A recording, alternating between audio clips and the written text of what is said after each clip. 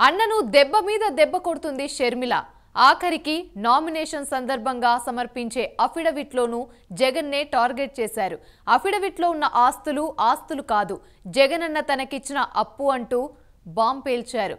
వాటా ప్రకారం తనకు రావాల్సిన ఆస్తిని ఆయన అప్పుగా రాయించుకున్నారంటూ షాక్ ఇచ్చారు. ఈ అఫిడవిట్ ఇష్యూ వైసీపీకి గుదిబండగా మారే అవకాశం ఉందనే టాక్ వినిపిస్తుంది.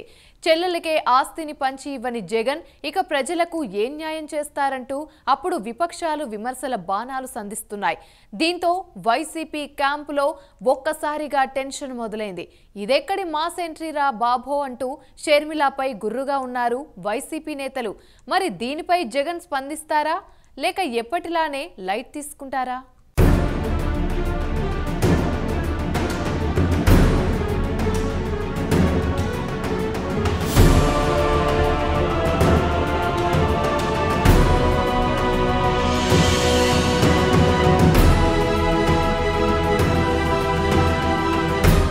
వైఎస్ఆర్ ఫ్యామిలీలో అసలు ముసలం ఎందుకు మొదలైంది? షర్మిల జగన్ మధ్య అసలు పంచాయతీ ఏంటి?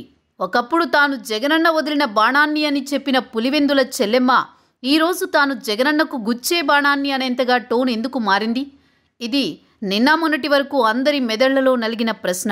కానీ ఇప్పుడు ఈ ప్రశ్నకు ఆన్సర్ అన్నట్టుగా ఓ విషయం తెరపైకి వచ్చింది.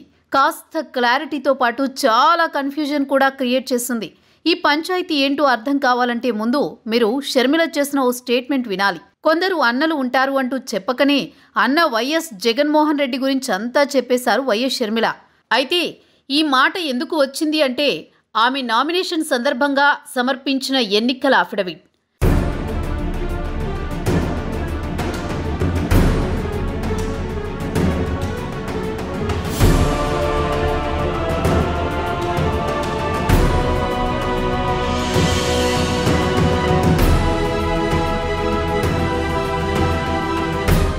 ఇక ఈ అఫిడవిట్లో షర్మిల మొత్తం ఆస్తుల విలువ 182 కోట్లుగా పేర్కొన్నారు. వీటిలో 82,58,15,000 రూపాయలు తన సోదరుడు సీఎం జగన్ దగ్గర అప్పు తీసుకున్నారు.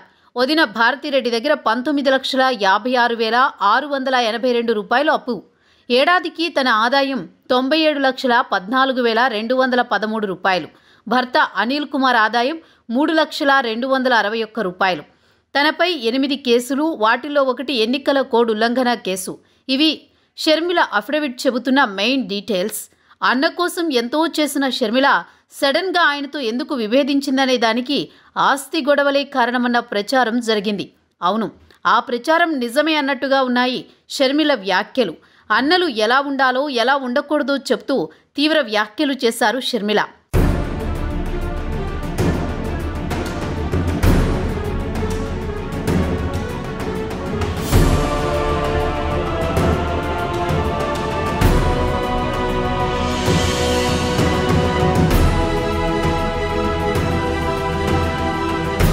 అంటే అసలు పంచాయతీ ఆస్తుల గురించి అనేది అర్థమవుతుంది. తండ్రి సంపాదించిన ఆస్తుల్లో ఇంకా ఇద్దరికీ వాటాలు ఫైనల్ కాలేదు. వాటాలు ఇవ్వలేదనే కారణంగానే ఇద్దరి మధ్య విభేదాలు తలెత్తాయని టాక్. పలు వ్యాపార సంస్థల్లో ఇద్దరికీ వాటాలు ఉన్నా ఎక్కడా వాటి వివరాలు షర్మిల ఇవ్వలేదు. కానీ అన్న జగన్ వదిన భారతిరెడ్డి దగ్గర తీసుకున్న అప్పు వివరాలను మాత్రం డిక్లేర్ చేశారు. అటు సీఎం జగన్ కూడా ఈ అప్పుల విషయాలను తన అఫిడవిట్లో ప్రస్తావించారు.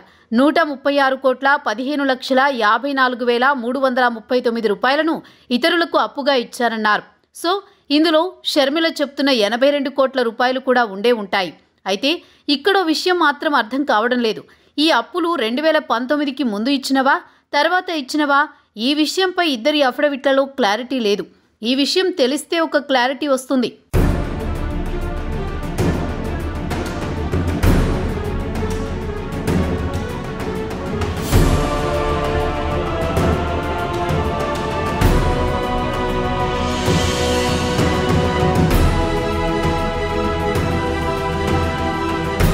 ఇకపోతే ఇద్దరి మధ్య విభేదాలున్నా కూడా షర్మిలకు జగన్ అంతా అప్పు ఇచ్చారా, లేదా ఇద్దరి మధ్య టర్మ్స్ బాగా ఉన్నప్పుడు జరిగిన ట్రాన్సాక్షన్సా అనేది తేలాలి. నిజానికి చెల్లికి ఏ అన్నైనా ఆస్తిలో వాటా ఇవ్వాలి, కానీ అప్పు ఇవ్వడం ఏంటి అన్నది షర్మిల క్వశ్చన్. కానీ ఆన్సర్ చెప్పాల్సిన షర్మిలనే తిరిగి క్వశ్చన్ వేయడం ఇక్కడ కాస్త ఇంట్రెస్టింగ్ పాయింట్. తన తండ్రి సంపాదించిన ఆస్తిని జగన్ తనకు పంచి ఇవ్వడం లేదని చెప్పడం లేదు.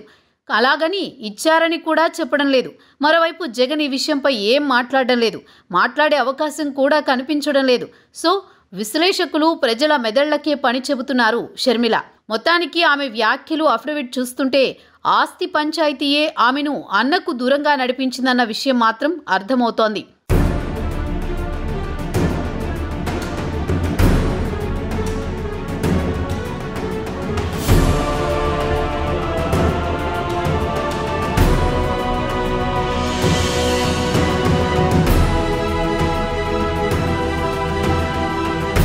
అయితే ఈ అప్పుల కథ వెనుక ఉన్న అసలు గుట్టేంటన్నది తెలియాల్సి ఉంది. కొద్ది రోజులుగా జగన్, షర్మిల రాజకీయంగా విభేదిస్తున్నారు. తెలంగాణలో సొంతంగా పార్టీని పెట్టారు. వర్కౌట్ కాకపోవడంతో కాంగ్రెస్ పార్టీలో చేరారు. పీసీసీ పగ్గాలు అందుకున్నారు. నేరుగా అన్నను ఢీకొడుతున్నారు. అయితే వీరి మధ్య మాటలు కూడా లేనట్టు ప్రచారం జరుగుతోంది. షర్మిల కుమారుడి నిశ్చితార్థ వేడుకలకు మాత్రమే జగన్ హాజరయ్యారు. వివాహానికి హాజరు కాలేదు. అయితే ఇటువంటి విభిన్న పరిస్థితులు ఉన్న నేపథ్యంలో షర్మిల జగన్ దగ్గర అప్పు తీసుకోవడం ఏమిటి, ఇంతవరకు తిరిగి చెల్లించకపోవడం ఏంటి అన్నది అంతు పట్టడం లేదు. అయితే ఈ అప్పుల వెనుక ఏదో ఒక కథ ఉందన్న అనుమానాలు మాత్రం ప్రతి ఒక్కరిలో కలుగుతున్నాయి. అవేమిటి అన్నది షర్మిలే బయట పెట్టాలి.